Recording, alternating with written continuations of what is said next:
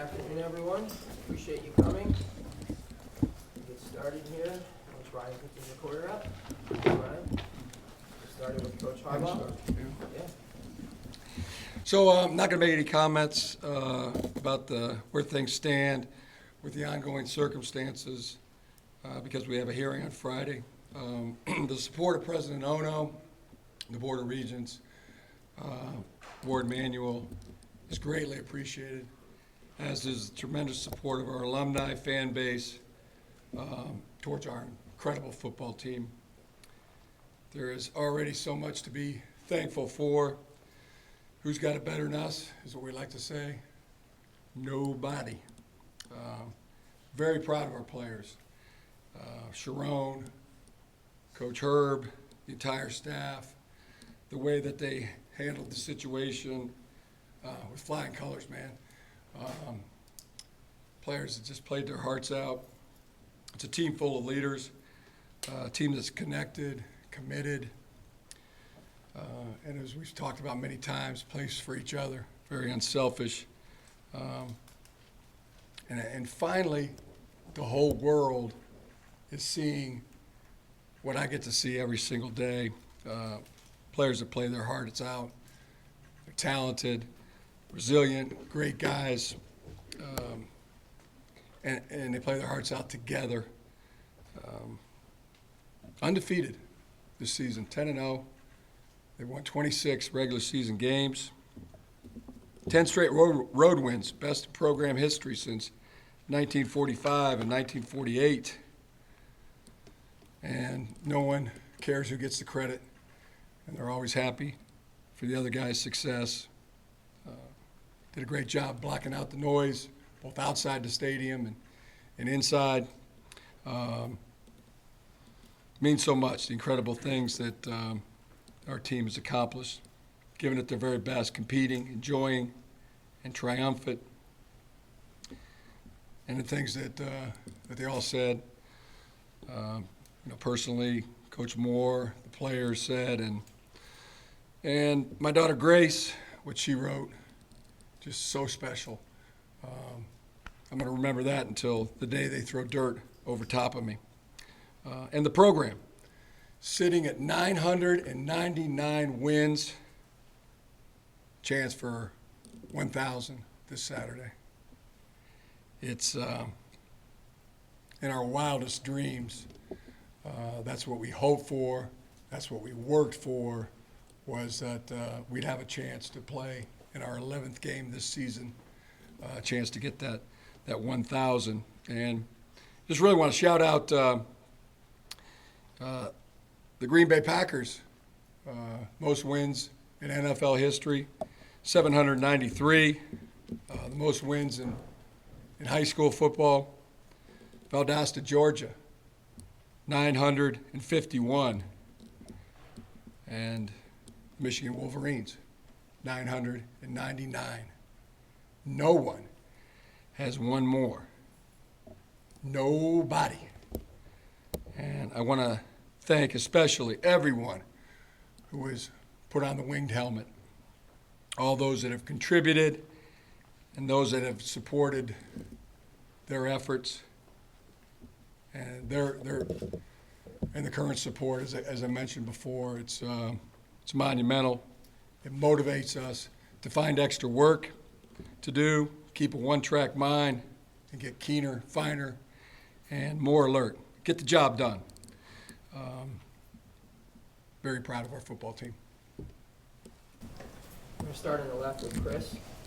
Talk about your reaction when you saw Kenneth Grant run down a running back, and then with Rayshon Benny's two big plays. Kenneth Grant running down a running back in that game. I was up off my feet. It was one of the best plays of the season. That play by Kenneth Grant. Maybe one of the best plays ever. Compared to play Justin Smith made against the Eagles, my first year coaching at the 49ers. It was a guardian of victory type of play. Kenneth was dominant in the game. He was the real tone setter, right from the first series. He's playing great, only a sophomore. tremendous. Rayshon Benny played like 14 snaps in the game, but had a great effect on the game. Tackle for a loss, big, and the caused fumble that Makari Page jumped on. It was a great job by our football team.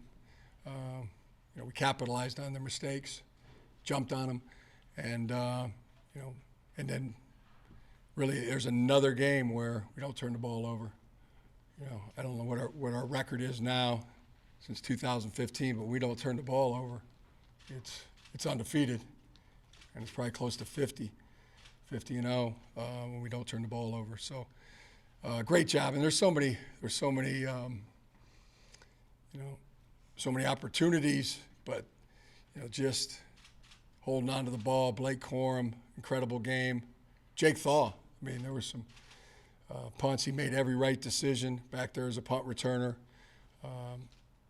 Returned some, fair caught some, but over the shoulder, I was really happy with the way the guys were so locked in and took care of the football like, guardians of victory that they are. On the left there, Tony. Yeah, Jim, you've already talked about enthusiasm unknown to mankind. I wonder, and your team this week talked about this galvanizing them, bringing them together. I wonder, can you tell us just sort of how you feel? Have you ever felt this enthusiastic, or what are your emotions? Just really proud. I know I said it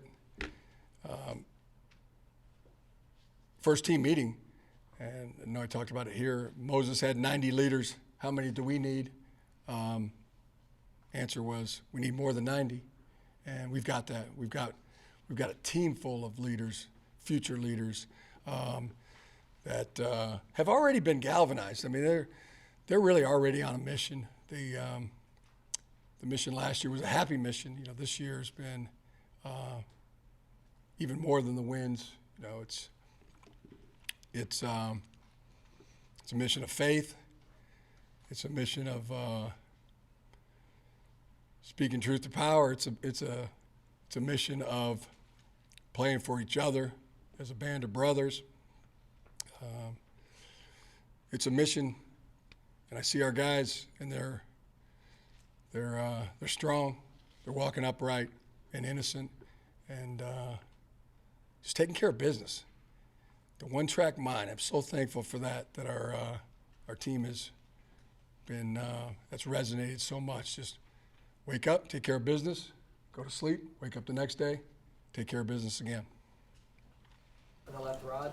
Yeah, Coach, can you talk a little bit about specifically where you watched the game, your reactions during the game? It sounds like you're raspy, but the next question is your level of frustration with not being able to be on the sideline. Yeah, I don't know what I have, some kind of virus or something. Trainer told me, but I'm not sick, feel great. Got a tremendous workout in today. Thank you, Coach Sean Lockwood, for that. I'm the iron wall that viruses bash against and shatter. But yeah, something's going on there. But just work it out, get it worked out, work it out of the system, do some more push-ups, eat an apple. Connor. Jim, if you're not able to coach the next 2 games, do you have a plan as to who's going to be the acting head coach? Sharon Moore. Yeah, that's, as I said, it's got a lot of leaders. Some people scoff at some of the things I said. I think I said it way back in April. I had 10 coaches that'll be future head coaches. I think I made the statement. I think 4 would be head coaches after this year, and Sharon is, he's the best of the best. His toughness, mental toughness, physical toughness, and there's nobody that doubts, Sharon Moore and his dedication, his connection, his commitment to the team. So that's my pick. Larry. Can you share what your range of emotions were Saturday? mean, the kind of game that, just put up there with all the games, the top ones. I mean, every single win, it's like one of your own children. I mean, you love them all, but boy, I guess there's some that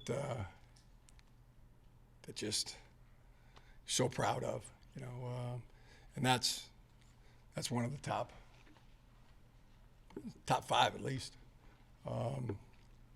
Felt so good about that. Just and watching it from where I was watching, I was like, how could you not see this?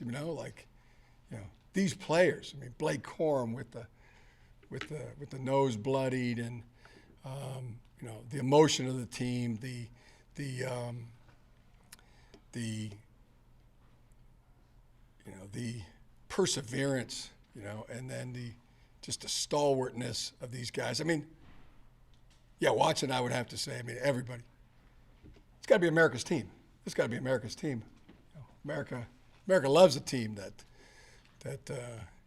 beats the odds, beats the adversity, overcomes what the naysayers and critics, so-called experts think. That's my favorite kind of team.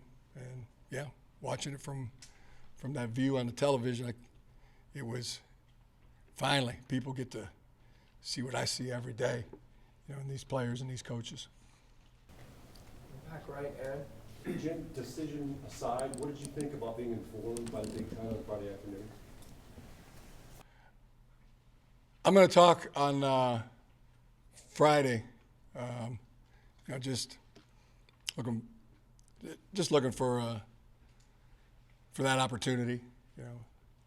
Due process. Not looking for special treatment. Not looking for a popularity contest. Just looking for the merit of what the case is. I senior in high school, I had a civics class, and talked about government, justice, and what I took away from that class was that you're innocent until proven guilty. That was 40 years ago, but like that opportunity. Back right, Ryan. Jim, as you and the school and the Big Ten go back and forth here, are you worried about the long-term impact this will have on Michigan's relationship with the conference? I'm going to save all my comments for the actual in court. Like I said, I'm not going to talk much about the what's going on, and have an opportunity on Friday to do that. Ryan. Jim, what does it say about your guys' defense on Saturday that Penn State fired its offensive coordinator basically right after the game? I don't know about that. Not something that fellow coach. Not something we take any kind of pleasure in. But our team, that's you saw a galvanized team that took the field, blocked out noise outside the stadium, inside the stadium, and played for each other, and played a great game, and decisive game, both offensively, defensively, and on special teams, and just showed their mettle. Stuff I knew they were stalwarts, but they've been questioned, that this, that, or the other thing, or they hadn't played anybody, and watch them go do it. So proud of every leader, so proud of the way they prepared, and so proud of the way they played. Charlie. Jim, a few weeks ago you mentioned you had all these plans should you get to 1,000 wins. Have you finalized any of those plans? And if you are unable to be on the sidelines, is that going to be a point of frustration for you not being there for the 1,000 wins?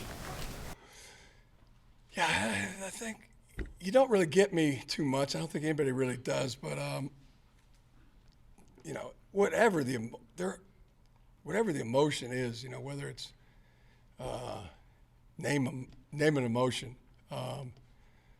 frustration, anger, happiness. Whatever it is, I just go find work to do. I just go to work.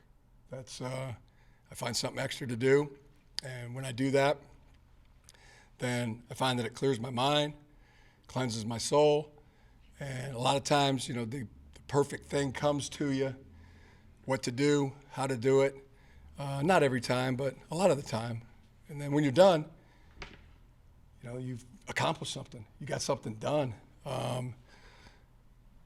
You maybe made money, saved money, and avoid some making the problem worse. So, yeah, dress, work, and keep on rolling. I always use the analogy with others to try to put it in a frame of references. There's Sarah doesn't like when I talk about her. She does not like this, so I apologize to Sarah before I say this, but that should get mad at me and get after me. Sometimes I get angry, and I got two options. I can come back and fire back, and I'll show her who's boss, or I can turn right around, go out, feed the chickens, clean out the coop, cut the lawn, edge it, work for hours till that it always is the better resolution, and it's just how I treat things, since I was real young, and it's been productive, been highly productive, the things that get accomplished from that work. Do you really have chickens, or is that just an analogy? I do have chickens. I have chickens. Yeah, we have chickens. That was COVID year, 2020. Yeah, Easter. Went to the Tractor Supply, and that's before I think they even shut things down. But with the Tractor Supply, got the chickens, brought them home for Easter, and just little chicks, here kids, and they loved them. They loved those chickens for about a week. The chicks, and then the chicks became teenager chickens, and then became adult chickens, all hens, egg layers. Yeah, I'm the one who takes care of them, and the respect that I have for chickens. I know there was a time when I said that chicken is a nervous bird, and I don't eat chicken, I only eat meat, but I was dead wrong. I stand corrected. These chickens are low maintenance and high production. I mean, they lay an egg every 26, 27 hours, and they need water, they need food, and then I play with them too. I let them out in the yard, and we run around, and they're happy to see me. They're happy to see me. There's times when I'm doing good things for other people, and they're not as happy to see me as my chickens are. So it's good. It's good for my mental health as well, and get fresh eggs every day. On the left, John. Highly productive. Highly productive. You mentioned Blake all bloodied up in the face afterwards. He said he was always taught that you respond to adversity by keep fighting, keep punching. Is that the message to this team at this point, to keep proving it's good, it's winning because it's just a good team? Yeah, all those things. It's the connectivity of the team. It's the commitment from the guys. This goes back to every winter workout cycle when the guys are lifting the weights and running the wind sprints, and moves into spring practice and then the summer cycle. Our guys are so connected and committed, pushing each other. Then we get into training camp, teams forged, really forged there, and captains are picked, and then we go play the game. But that connection, that commitment has already been forged, and even before that, it's what they've seen older players do, that they were trying to watch and emulate, and then try to go make them proud. And even before that, it's what their parents instilled into them, poured into them, the discipline, the work ethic.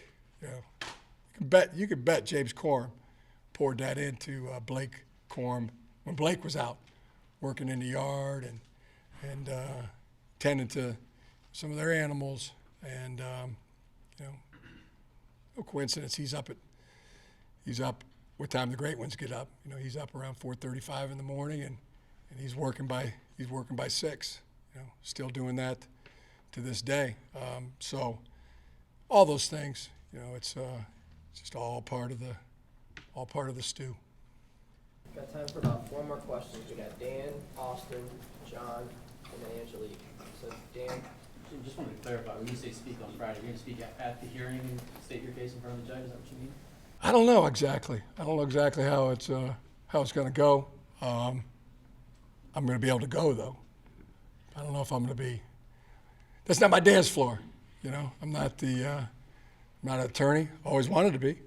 Watched a lot of shows. Watched Judge Judy. A lot. But always kind of felt like it'd be cool to get up there and thunder away at a jury like Tom Cruise and A Few Good Men. Or be a judge, like Judge Judy, but alas, I did not go to law school.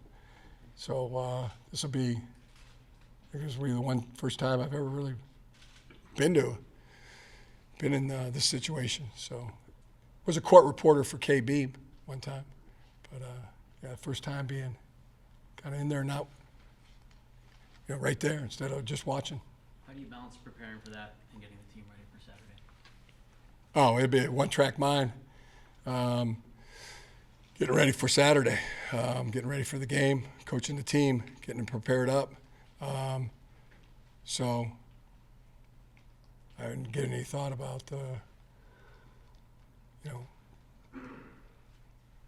guess we'll let the judge decide, Austin. Jim, you were talking about emotions earlier. Sharon was obviously emotional after the game. Did you see that live as post-game? Yeah. What was your reaction? I was like 5 inches from the TV to watch that. I mean, it was beautiful, I'll remember that too. I mean, and I said I'll remember Grace's letter till they throw dirt over top of me, but I'm gonna remember what Sharon said too, and Blake and all the players. And I already know. It's like you already know. I know how he feels. I know how the players feel. They know how I feel. But yeah, it meant a lot. Means a lot. Much appreciated. On the right, John. Jim, you touched upon this a little bit earlier, but when you see the ball get run again and again and again 30 straight times, what's your reaction to that when it's kind of a callback to football of days past? Yeah, I think it was necessary. I mean, really in our wins against Penn State, whether it was in 21, when Hassan Haskins carried the load. Last year we rushed for over 400 yards, and then this year 230 and some change. Just what we felt necessary, offsets what Penn State really wants to do defensively, and makes them play not the kind of game they really desire to play. What's best for us. Last question in the back, Angelique. Jim, I just wanted to clarify, how were you informed on Friday about the decision? Just somebody showed me their phone. So via social media, or the Big Ten contacted you? Via social media, via social media. Did you expect to hear from the Big Ten, though? I mean, did that catch you off guard that you're reading about it on social media? Ward was pretty upset. He was on the plane too, and he was pretty upset that he heard it through social media and not through the office, Big Ten office. What did you think of Ward's statement that came out on Saturday? Oh, tremendous support. Ward has been, 10 toes down. He's standing right here with us. His support, the president, Ono's support, the Board of Regents, and I said our fan base our team is already galvanized. I mean, they're already connected. They're together. But, boy, I'm feeling a galvanized Michigan, university, alumni network, and all the alums. Largest living alumni body in the world for any school, and the fan base, which goes coast to coast and worldwide, really being galvanized. And that's a tremendous thing. That's a monumental thing when you think about it. Everybody fighting like the team we're supposed to be. Man, that's gonna be tough to beat. Who showed you the screen? I don't know. It kind of came over my shoulder. All right, thank you all. Bring up players here.